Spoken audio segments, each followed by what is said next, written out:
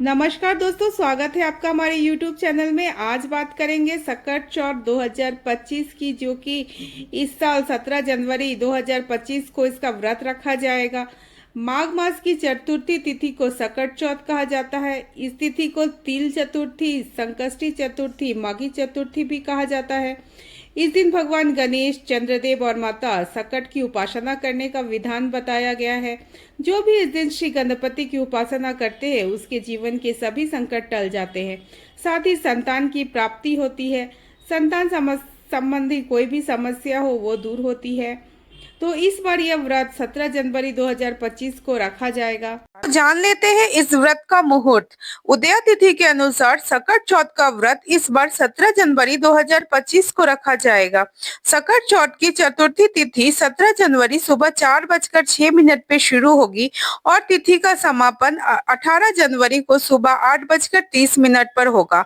सकट चौथ पूजा के लिए पहला शुभ मुहूर्त जो हमें मिल रहा है वो सुबह 5:27 से 6:21 तक रहेगा।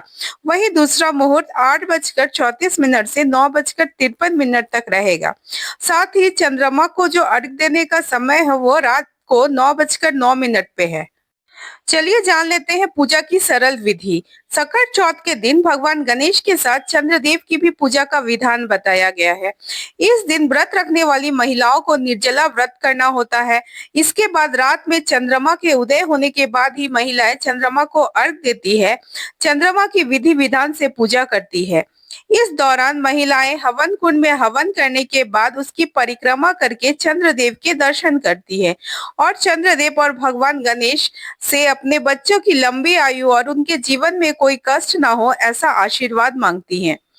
नियम के अनुसार इस दिन का व्रत दूध और शकरकंदी खाकर खोला जाता है। इसके बाद अगले दिन व्रत करने वाली महिलाएं अन्न ग्रहण करती है। इस दिन पूजा में गणेश मंत्र का जाप करना बेहद ही फलदायी माना गया है। गणेश मंत्र का जाप करते हुए 21 दुर्बा भगवान गणेश को अर्पित करना बहुत ही शुभ फलदायी माना गया है। आइए हम व्रत कथा भी सुन लेते हैं। संकट चौथ की व्रत की पहली कथा के अनुसार एक बार मां पार्वती स्नान करने जा रही थी। तब उन्होंने अपने पुत्र गणेश जी को स्नान घर के बाहर खड़ा करके ये आदेश दिया, जब तक मैं खुद स्नान घर से वापस ना आ जाऊं तुम किसी को अंदर आने की इजाजत मत देना। अपनी माता की बात मानकर गणेश भगवान स्नान घर के बाहर ही पहरा देने लगे। ठीक उसी समय भगवान शिव मां पार्वती से मिलने आ पहुंचे, लेकिन मां पार्वती के आदेश पर गणेश जी वहीं पर पहरा देते रहे और उन्होंने शिव जी को अंदर जाने से रोका। इस बात से शिव जी बहुत ही क्रोधित हुए और उन्हें बहुत अपमान महसूस हुआ। ऐसे में उन्होंने गुस्से से अपने त्रिशूल से भगवान गणेश पर प्रहार किया, जिससे उनकी गर्दन कट गई। जब मां पार्वती स्नानघर से बाहर आई तो उन्होंने भगवान गणेश का कटा हुआ सिर देखा। सिर कटा हुआ देखकर वो रोने लगी और भगवान शिव से उन्होंने कहा कि उन्हें किसी भी हाल में भगवान गणेश सही सलामत वापस चाहिए। तब रोती बिलखती पार्वती माता को शांत करने के लिए शिव जी ने एक हाथी के बच्चे का सिर लेकर गणेश जी को लगा दिया। इस तरह भगवान गणेश को दूसरा जीवन मिल गया और उनके जीवन का एक बहुत ही बड़ा संकट था जो टल गया। कहा जाता है कि इस दिन का नाम इसीलिए सकट चतुर्थी पड़ा और तभी से माताएं अपने बच्चों की सलामती और लंबी उम्र की कामना लिए माघ मास के कृष्ण पक्ष में गणेश चतुर्थी का व्रत करती हैं।